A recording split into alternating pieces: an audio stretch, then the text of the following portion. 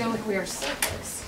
My name is Nancy Lemke. I will introduce myself and then I will let my colleagues introduce themselves. I am an attorney here in Clark County with Clark County Public Defender's Office. My name is Linda Val. I'm a district court judge here in Clark County. Hi, my name is Angela Orr. I work for Washoe County School District and I'm a former We the People teacher. I'm Dan Chase. I'm a federal prosecutor in Las Vegas. Okay, so you guys are Unit 5 and we have chosen question number 2 to start with. Justice Louis Brandeis once said, and I quote, "The makers of our Constitution conferred, as against the government, the right to be let alone, the most comprehensive of rights and the right most valued by civilized men. To protect that right, every unjustifiable intrusion by the government upon the privacy of the individual, whatever the means employed, must be deemed a violation of the Fourth Amendment. Do you agree or disagree with this opinion, and why or why not?" Regarding Bartus v. Illinois, Judge Potter Stewart said, "The Fourth Amendment and the personal rights it secures have a long history. At the very core stands the right of a man to retreat into his own home and there be free from unreasonable governmental intrusion. The Fourth Amendment raises a fundamental question. At what point does the government's interest in punishing crime yield to the individual's interest in preserving his privacy?" In its entirety, we agree with Justice Brandeis' sentiment. As novelist Nick Harkaway wrote in The Blind Giant, that the state and other systems are precluded from snooping is important. It is a strong barrier between the formal world and the hearth, but at root, privacy is a simple understanding. Not everything belongs to everyone. Both Brandeis and Harkaway believe that while the government clearly has the capacity for personal intrusion in order to secure public safety, there are limits beyond which they cannot step. One's reasonable expectation of privacy, implied in Brandeis' statement, echoes James Otis's castle doctrine, which states that a man's house is his castle, and whilst he is quiet, he is as well guarded as a prince in his castle. This concept holds the idea that a person's abode is a place in which they believe they are entitled to a certain amount of privacy, and that any infringement upon this privacy should be proclaimed unconstitutional by the Supreme Court. The protections embedded in the Fourth Amendment are directly drawn from the framers' experiences. In colonial times, a common English practice was the use of general warrants, which allowed the king's agents to search anywhere and seize anything they pleased. This concern led colonists to protect against general warrants in the Fourth Amendment. They expressed the need to specify the places to be searched and the persons and things to be seized when obtaining a warrant. In addition, the text of the amendment requires officers to obtain probable cause in order to request a warrant. This is for the sake of the people, so that warrants are not made arbitrarily or without purpose.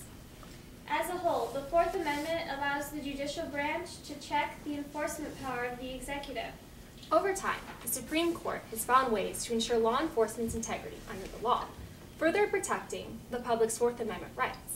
In Weeks v. U.S., the exclusionary rule was established, but it did not become controversial until the 1961 case of Mapp v. Ohio, which applied the rule to state courts.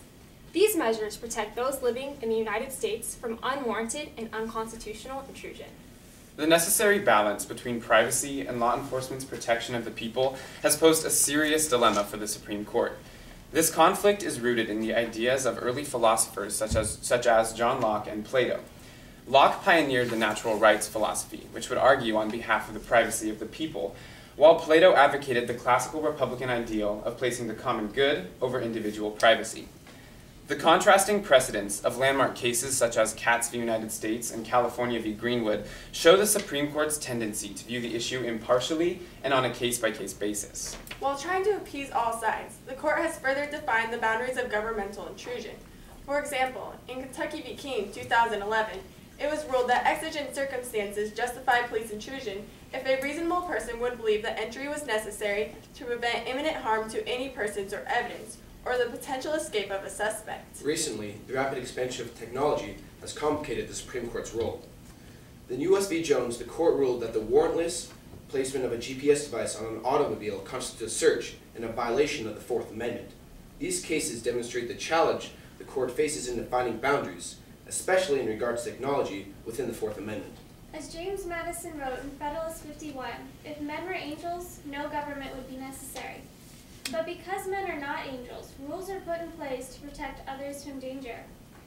It may be hard to balance government power and individual privacy, but the Fourth Amendment has helped Americans keep their values and ensured citizens their rights. Thank you. I'm going to start, and I'm going to take it back. We started chronologically here in the presentation. I want to take it back to the beginning. And there was a discussion about general warrants, and there was a definition of general warrants, and that our founding fathers were opposed to them. Why were they opposed to general warrants, other than just simply the king had broad power? And how did their opposition then underlie the entire principles of the Constitution that they were trying to advance? Well, general warrants were warrants that allowed officials to search anything and anything they wanted. And the framers were definitely opposed to this idea because they just felt that it was an unfair violation of someone's rights as an individual. And so in the Constitution, I think there's an underlying theme, especially in the Bill of Rights, that emphasizes the rights of the individual, and that is what general warrants, the reason that they prohibited general warrants. It is actually a little ironic because the people who were most opposed were merchants, and they were mad because they were actually trying to smuggle in goods. And so they were using these general warrants to search their boats. And although they were, yes, illegally smuggling goods, but they were upset because they were able to search any boats. And there was also, this was another, because the people who actually found the goods were able to get some profit from the government back. So that's another reason why added to the corruption of people just trying to convict the merchants in order to get their own profit. And this links to the entire Constitution as a whole, because in the Magna Carta, there was also a provision that disallowed general warrants, but it was being violated by the people who were supposed to be upholding it. And so this kind of brings up the idea of a higher law, which the colonists felt that the English government was not following and that they wanted for themselves. So let me take you to the next step. And we talked about general warrants and their concern about privacy and individual rights. So how did we then see this concept of probable cause being introduced? What is probable cause, and then what protections did it afford the citizens? The two differences is there's reasonable suspicion and there's probable cause. Probable cause is the facts and the evidence that is gained in order to convict somebody. And being able to articulate all the facts that could produce probable cause to more than one person, such as a judge granting a warrant or a grand jury deciding if they're going to prosecute. It shows that there is actual need to search your house or seize something so that you're not just randomly picking a house and saying, I'll search that. Can you just go a little further, expand on this idea of the right of privacy as it relates to the Fourth Amendment, and if there's any controversy over that right? Well, the cases of cats in the United States established that we have a reasonable expectation of privacy. And there's two levels of that. There's the subjective test, which is what, as an individual in the case at hand, you feel your privacy should be. And then there's an objective test, which is what society would deem reasonable. And so that's kind of the standard of the reasonable expectation of privacy, which is what the Supreme Court looks at. A huge controversy today with the Fourth Amendment is the expansion of technology. If you just want to take emails, for example, there's a whole question if law enforcement can look into your emails or not. And Google is actually trying to get a law passed that would require law enforcement to get a warrant before looking at your emails. And a lot of this controversy is based on the idea that the federal government has set a baseline for the states to follow within the Fourth Amendment. However, each state can then alter their laws differently. And for example, Nevada has very strict warrant laws. For almost any search or seizure, you need a warrant. While California, our neighbor state, is a little more lenient. They have things like if they smell marijuana in a car, they're allowed to search the car. Or if you arrest someone and they have their phone on them, they're allowed to then search the phone. So it's that each state has these particulars within the Fourth Amendment that are changed.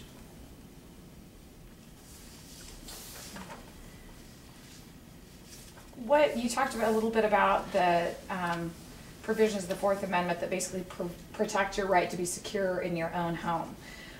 What are some of the exceptions that would allow to the general warrant requirement that would allow law enforcement to enter, say, a home without first obtaining a warrant? In Kentucky v. King, it set up the exception of exigent circumstance. This is that a police officer is allowed to enter a home under a few circumstances. For example, if there's imminent destruction of evidence or there's imminent harm to a person, and so they're allowed then to enter a home without warrant in order to prevent this. There's also the hot pursuit exception, where if you're in the middle of trying to catch a criminal or trying to find someone, you can go on their property and see and search for things that could help you catch the possible criminal.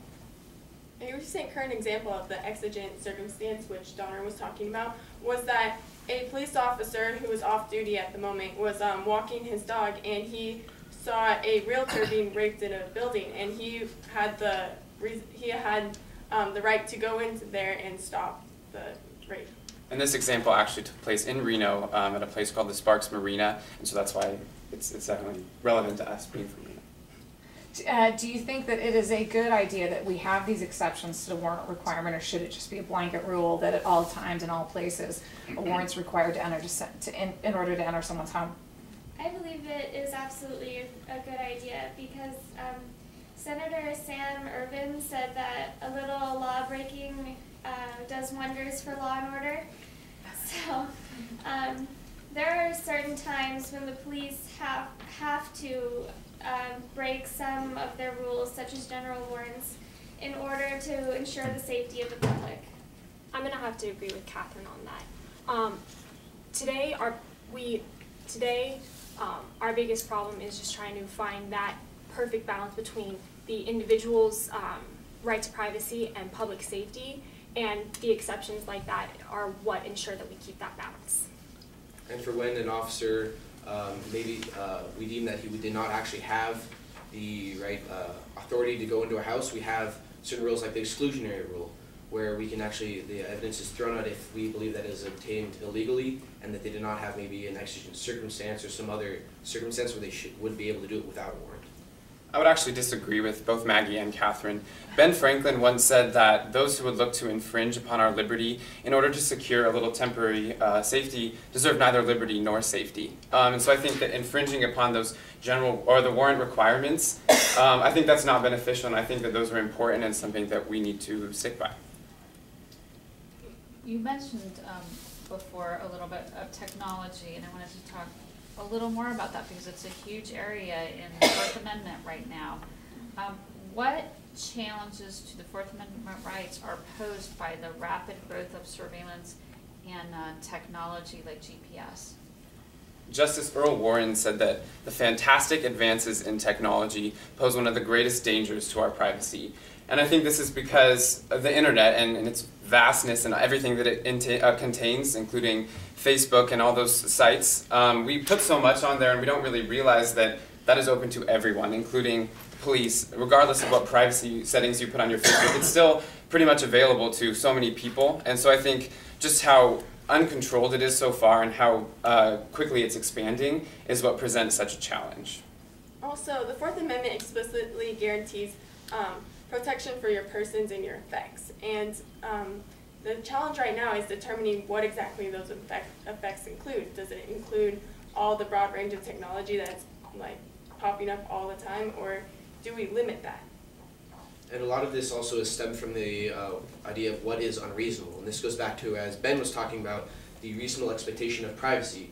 And this has, as mentioned, our testimony of U.S. v. Jones, of whether or not when you're in your car, is that reasonable, or if they're, as in Kylo v. U.S., if they're using thermal imaging, is this reasonable to search a home? And so it's like these ideas of this new technology, new ways to search, what is actually a reasonable expectation of privacy. So if you were going to create a rule for dealing with technology and the Fourth Amendment, what would it be?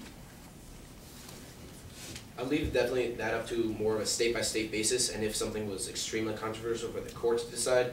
For example, for cell phones, as I mentioned with California, they have the rule that you can search someone's cell phone if it's on them and when you arrest them, while other states that you actually need a warrant to search the cell phone, and actually maybe separate warrants to search different aspects within the cell phone, like email, messages, voicemail. I think in regards to technology when it comes to social media, I think the rule should be that anything you put out there is fair game, and then that puts it as the responsibility of the person to monitor what they put on, and don't just like put anything that you feel you want to share when really you probably shouldn't be sharing it. So I think as a rule in that regards, it would be pretty much in the hands of the people to be responsible themselves. Okay, so why would that what's the underlying principle that would cause you to apply that rule of whatever you put out there is fair game? What's the constitutional principle you're applying to say that's fair game? Oh. Saved by the Stumps. Okay. Thank you very much. That was really good. I'll let my colleagues go ahead and go first with their comments. Because I talk a lot, so. Okay. I thought you did just an outstanding job. You did such a good job of bringing in current examples, even, example from your hometown, and also historical examples and things a little bit outside of just cases, some literature and other things. So I thought that was really good. Yeah, I thought you did a really great job talking historically about these ideas emerging all the way from Plato to James Otis and things like that. I really liked that you talked about checking the enforcement power of the executive. I think that's somehow overlooked sometimes, and why we need probable cause and warrants. I liked that you were very conversational and that you brought things up about the irony, for instance, in the smugglers and the colonies wanting, an expectation of privacy in their homes. And I really liked that you also explained the test used by the court, the subjective and objective test.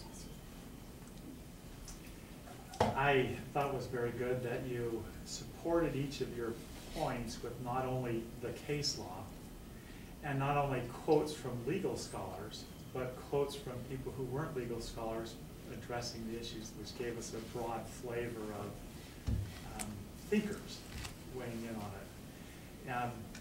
And I know that my last question that you were saved by the stop sign, that you knew the answer to because you articulated it. I wanted to see you pull it together, and that is that the rule is, or the constitutional principle, as we go back to, is this reasonable expectation of privacy. So how do we apply that today? Which leads me to my last point. When you answer your questions, always think, what's the underlying principle, and how can I use that as the basis for my answer? How would I give a rule?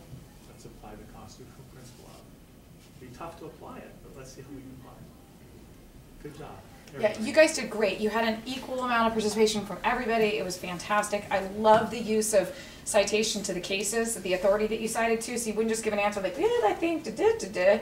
It was like an answer that actually had some basis in, I don't know, something you learned. It was awesome. And I love the quotes, the weaving in the quotes, and I think it was you that used the quote from a literary passage besides, we had Ben Franklin, we had Earl Warren. All that stuff is fantastic. It shows that you not only know the material, but you have an understanding of kind of how it evolved. It was really, really good in that regard. The only very small stylistic thing that I might counsel you on, to the extent that you move on, would be I've heard a few times that I think, or if you are answering the question, I know that it is your opinion. So don't preface it with this kind of. One of you says it all the time. And look, I do. It's so funny because I'll argue in front of the Supreme Court or whatever, and I'll say, well, they'll ask me a question, I'll say, I think. I'm like, oh God, really? How many students have you said not to do this? And you can't help yourself. I get it. But if you can try to practice eliminating that fluff language from your answer and just go, yes. Boom, with here's the rule of law, or no, da-da-da. And, if you're going to agree or disagree, you don't need to say, well, I agree with my colleague or I disagree with my colleague. But blah, blah, blah, blah, blah, and then give your supportive rationale. But you guys were fantastic. Just great. Thank you. Thank you.